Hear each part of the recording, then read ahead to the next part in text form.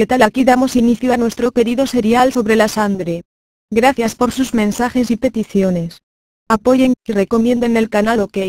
Los eritrocitos son de entre todos los elementos formes de la sangre, los más abundantes, y determinan el color rojo de la misma.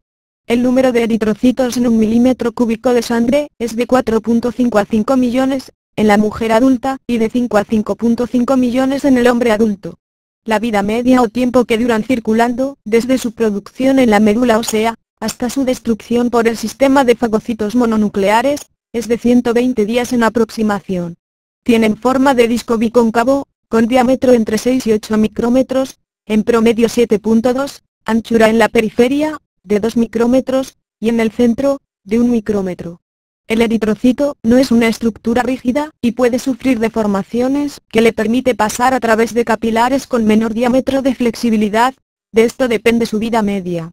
En condiciones patológicas, los eritrocitos pierden su forma cambiando a semilunar o de hoz, como en la anemia de las células falciformes o esféricas, como en la esferocitosis hereditaria, y muchas otras formas en diversas condiciones. El volumen en promedio es de 87 femtolitros, cuando es mayor se les denomina macrocitos, y cuando es menor microcitos.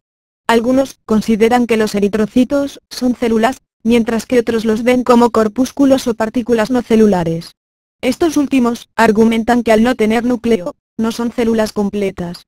En los mamíferos, los eritrocitos no son nucleados, sin embargo, en las aves los eritrocitos maduros conservan su núcleo.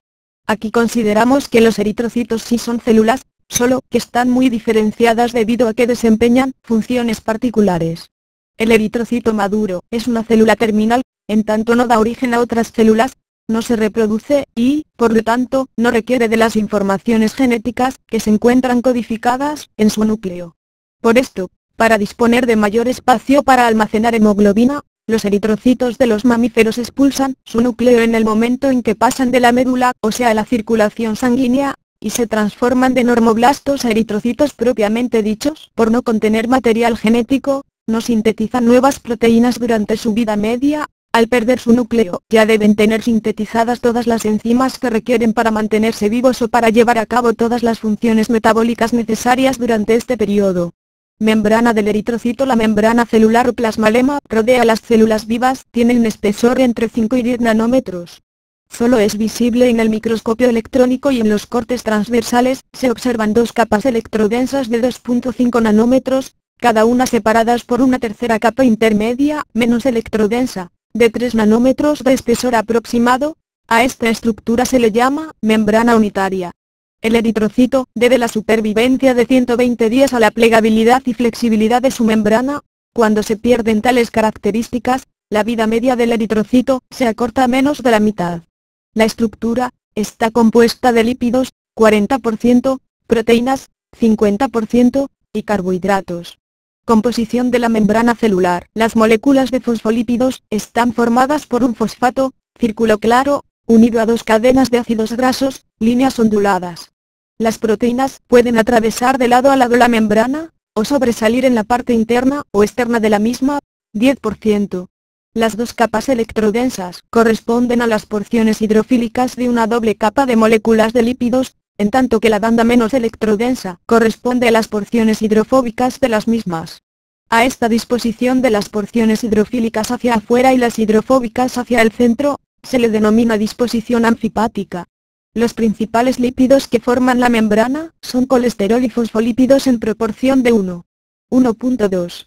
La distribución de los fosfolípidos es diferente en cada capa. La superficie externa es relativamente rica en L-citina y esfingomielina.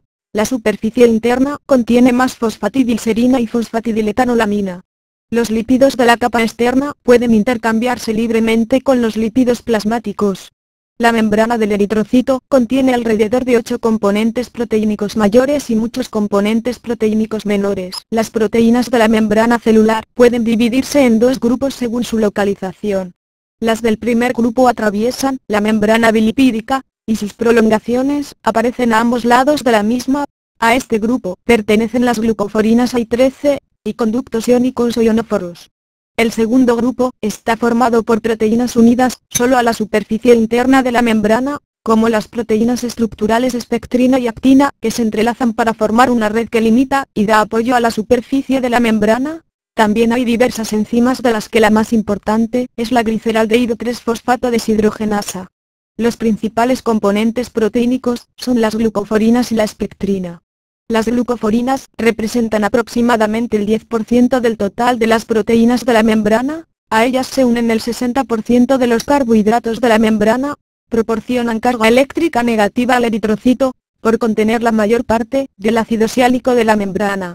La importancia mayor de los complejos glucoproteínicos, glucoforinas carbohidratos, es que en ellos se encuentran los determinantes antigénicos de los grupos sanguíneos. Hay carbohidratos que se hallan pegados a los componentes lípidos de la membrana, formando glucolípidos, y a otras proteínas del primer grupo diferentes a las glucoforinas.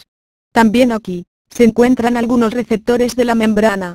La espectrina tiene un peso molecular de 140,000 daltons, representa el 20% de las proteínas del estroma, forma microfilamentos que proporcionan al eritrocito la forma bicóncava y las capacidades de deformación y regresión a la forma original, sin sufrir daño. Para conservar la funcionalidad normal de la membrana se requiere que la espectrina sea fosforilada por una cinasa de proteínas, enzima presente en la membrana y cuya acción es regulada por los nucleótidos cíclicos. La membrana también contiene enzimas como deshidrogenasa de 3-fosfato gliceraldehído, aldolasa, cinasa de 3-fosfoglicerato, cinasa de adenilato, ATasa y colinesterasa. Una de las proteínas de mayor importancia fisiológica es una lipoproteína grande, con peso molecular aproximado de 670,000 daltons, con actividad enzimática que hidroliza el adenosintrifosfato, ATP, hasta convertirlo en adenosindifosfato, ADP, y es activada por los iones de sodio y potasio. Se llama ATPasa de sodio y potasio o adenosintrifosfatasa activada por sodio y potasio. Antes bomba de sodio y potasio, realiza el transporte activo del sodio hacia el exterior de la célula y del potasio hacia el interior de la misma. Requiere de iones magnesio para funcionar, es inhibida por los glucósidos digitálicos, pertenece al primer grupo de proteínas de la membrana, está formada por dos subunidades polipeptídicas, que forman un canal. Por ejemplo, aquí presentamos un corte transversal de membrana celular del eritrocito. La espectrina y la actina forman una red que limita la superficie interna de la membrana. Unidas a esta, hay proteínas como la enzima gliceraldehído 3-fosfato deshidrogenasa, otras proteínas, como las glicoforinas A y B, y las que forman canales aniónicos que atraviesan la doble capa lipídica. Unidas a esta forma covalente, hay cadenas de polisacáridos. La fosfatidilcolina y esfingomielina se encuentran en la superficie externa, y la fosfatidilserina y fosfatidiletoanolamina en la superficie interna de la membrana. El transporte del sodio está acoplado con el del potasio, pero la relación de acoplamiento no es de 1 a 1 sino que al parecer es de 3 a 2, con lo cual hay un movimiento neto de carga, con flujo positivo hacia el exterior de la célula, lo que causa hiperpolarización. Por lo anterior, se dice que la bomba es electrógena. Esta enzima explica la generación del potencial de la membrana, la distribución de los iones a ambos lados en contra de gradientes de concentración. En algunas células excitables, como las células nerviosas o las musculares, produce variaciones en el potencial de la membrana, que son indispensables para el funcionamiento de las mismas. Por otra parte, el transporte activo del sodio y potasio consume casi toda la energía que requiere el organismo en condiciones basales. Además del transporte, depende en buena medida el mantenimiento del volumen y la presión de las células.